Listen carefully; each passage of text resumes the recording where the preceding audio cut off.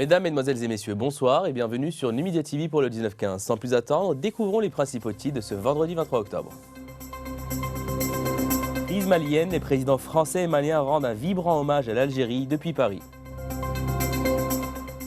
Le ministre de l'Intérieur l'annonce à partir d'Oran, forte possibilité d'accorder à certaines villes, à l'instar d'Alger, Oran et Constantine, le statut de grande wilaya. Transfert illicite de capitaux au premier trimestre 2015, 474 affaires concernent les infractions de change. International États-Unis, Hillary Clinton survit à 11 heures d'audition sur l'affaire Benghazi et déstabilise les membres de la commission chargée de l'écouter. Nous débutons ce journal avec les coupures et perturbations sur le réseau ADSL qui pourraient durer quelques jours. Le bateau du consortium international MECMA, chargé des travaux de réparation après la coupure du câble sous-marin à fibre optique, devrait arriver sous peu à Annaba. L'Algérie possède 2 câbles sous-marins à fibre optique. 80% du trafic Internet vers l'international transite par le câble reliant Annaba à Marseille et qui a été coupé, signalant qu'un incident pareil a déjà eu lieu en 2009 et a nécessité une semaine de réparation. Les présidents français et maliens François Hollande et Ibrahim Boubacar Keïta ont rendu hier, jeudi à Paris, un vibrant hommage à l'Algérie et à son président Abdelaziz Bouteflika pour les efforts consentis dans la résolution de la crise malienne. Compte rendu de Abdelhak Bouatoura. À l'ouverture de la conférence internationale sur la consolidation de la paix au Mali et la relance de son économie, tenue au siège de l'Organisation de coopération et de développement économique OCDE, le président français a salué les efforts de l'Algérie, partenaire essentiel dans la réalisation de la paix au Mali. C'est grâce à l'Algérie, et je salue à l'occasion le ministre des Affaires étrangères et de la coopération internationale, Ramtan Lamamra, ici présent, le président Bouteflika et l'Algérie qui a été un partenaire essentiel pour atteindre ce résultat. Pour sa part, le président malien a tenu à rendre un vibrant hommage au président Abdelaziz Bouteflika qui a tout de suite répondu à la requête du gouvernement malien pour que l'Algérie joue un rôle de médiation dans le processus de paix. Nous avons sollicité l'Algérie. Le président Bouteflika a tout de suite répondu favorablement et depuis, nous n'avons trouvé qu'une brillante et vive hospitalité, a déclaré Ibrahim Boubacar Keïta. Nous n'avons jamais senti que nous étions pesants durant toute la période des négociations pour la paix, a-t-il dit encore. Le processus de médiation engagé en 2014 par l'Algérie, chef de file de la médiation internationale, avec le soutien des Nations Unies, l'Union africaine, la Communauté économique des États de l'Afrique de l'Ouest, l'Organisation de la coopération islamique, l'Union européenne, la Mauritanie, le Niger et le Tchad, a abouti en mai et en juin 2015 à la signature d'un accord pour la paix et la réconciliation du Mali entre le gouvernement, la plateforme et la coordination des mouvements de l'Azawad.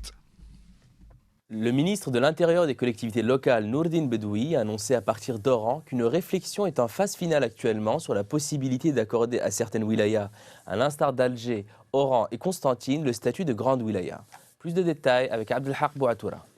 Dans une déclaration à la presse, en marge de sa visite de travail dans la wilaya d'Oran, le ministre de l'Intérieur a souligné qu'il est possible de donner à ces wilayas la qualité de grande wilaya à travers un projet qui sera proposé par son ministère au gouvernement, soulignant que cette qualité sera exceptionnelle pour certaines wilayas partant de leur importance sur différents plans, nécessitant une considération spécifique. Le ministre a annoncé que cette opération de promotion de certaines régions visant à se rapprocher davantage du citoyen et mieux prendre en charge ses préoccupations touchera les hauts plateaux en 2016 et le nord du pays en 2017.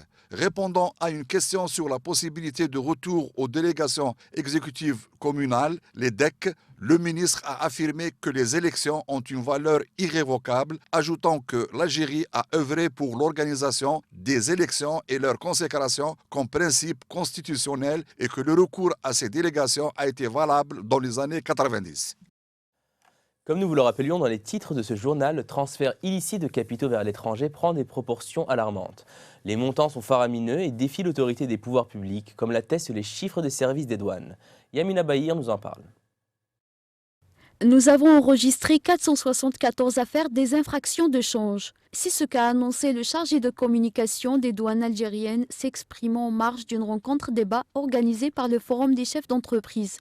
Il a précisé que les infractions en relation avec le commerce extérieur sont de l'ordre de 10 milliards de dinars qui ont encouru des amendes d'une valeur de 54 milliards de dinars et sans relation avec le commerce extérieur, 464 millions de dinars encourant des amendes d'une valeur de 929 millions de dinars. Il a ajouté que le nombre des entreprises impliquées n'est pas encore identifié et les douanes se limitent à faire la constatation. Après, c'est la justice qui va se constituer partie civile. Le directeur général des douanes, M. Haddour Ben Tahar, a souligné que le taux de transfert des capitaux durant les 9 premiers mois de l'année 2015 est très important, sans donner de détails. Mettant l'accent sur le statut de l'opérateur économique agréé, il a indiqué que nous avons des entreprises qui font beaucoup d'efforts et de poursuivre. On leur dit souvent que cette vérification est pour votre intérêt, car quand on travaille dans la transparence, dans la gestion, on n'a pas à s'inquiéter. Il a fait savoir qu'actuellement, il y a 210 entreprises qui ont intégré l'opérateur économique agréé, dont 27 opérateurs en cours d'agrément et 10 dossiers renvoyés pour complément d'audit. International, l'ex-chef de la diplomatie américaine Hillary Clinton a défendu pendant toute une journée devant des républicains hostiles à ses décisions avant et après les attaques contre la mission diplomatique de Benghazi en Libye en 2012. Une performance marathon célébrée par ses partisans. Yamina Bahir nous détaille le sujet. Au terme d'une audition de 11 heures, interrompue par plusieurs pauses, la candidate démocrate à la Maison-Blanche semblait avoir rempli ses objectifs, ne pas trébucher, éviter les faux pas, ne pas s'emporter face à des républicains qui toute la journée l'ont accusée de négligence et de manipulation politique autour de la tragédie qui s'est produite en pleine campagne électorale la nuit du 11 septembre 2012. Des terroristes avaient attaqué l'enceinte diplomatique américaine, puis l'annexe proche de la CIA, tuant l'ambassadeur Chris Stevens et 3 autres Américains. Patiemment, avec par moments une pointe d'agacement, Hillary Clinton a redit à assumer ses responsabilités, admettant que la sécurité n'était pas au niveau. Les républicains de la commission d'enquête sur Benghazi, créée en 2014, reprochent à l'administration de Barack Obama d'avoir initialement tenté de cacher le caractère terroriste des attaques, les mettant sur le compte d'une manifestation contre un film islamophobe produit aux États-Unis et qui aurait dégénéré. Barack Obama était alors en pleine campagne pour sa réélection. Ce scénario s'est vite effondré. Hillary Clinton, face à 7 républicains et 7 démocrates, n'a jamais perdu son sang-froid, contrairement à sa précédente audition en janvier 2013, quand poussée à bout par un sénateur, elle avait élevé la voix. Sa voix ne l'a trahi que dans la 10e heure, quand elle a souffert d'une brève quinte de toux. Elle a néanmoins accusé ses adversaires de rompre avec la tradition américaine en politisant une tragédie nationale, contrairement à ce qu'il s'était passé après les attentats de Beyrouth en 1983 ou en Afrique en 1998. Territoires occupés, Israël autorise l'accès des Palestiniens à l'esplanade de la mosquée d'Al-Aqsa.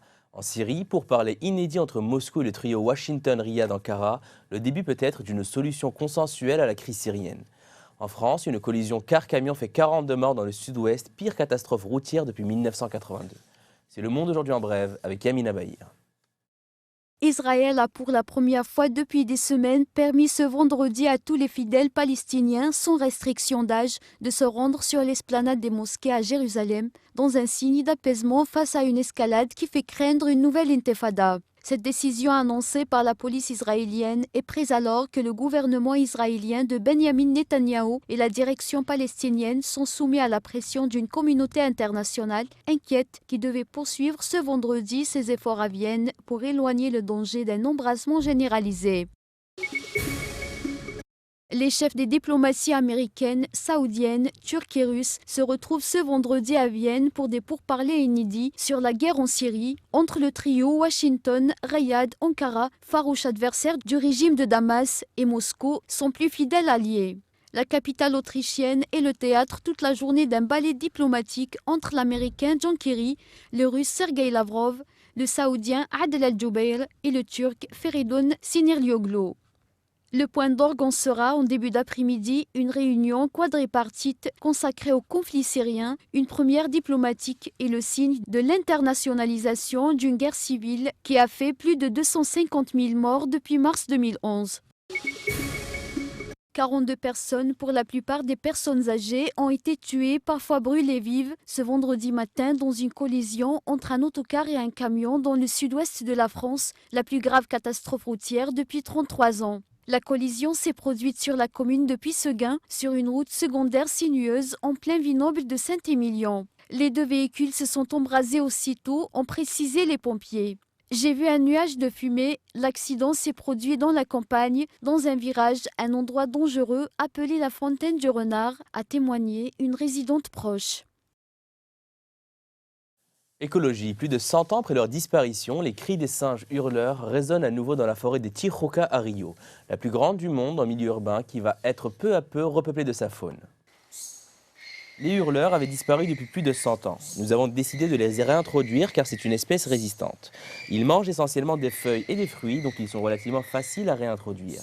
Ces singes hurleurs ont un rôle écologique très important et notamment une interaction avec les scarabées bousiers qui, en utilisant leurs excréments, apportent des nutriments qui fertilisent le sol de cette forêt, dont une des routes qui la traverse mène à la statue du Christ, aux bras ouverts, qui domine la ville sur la colline du Corcovado.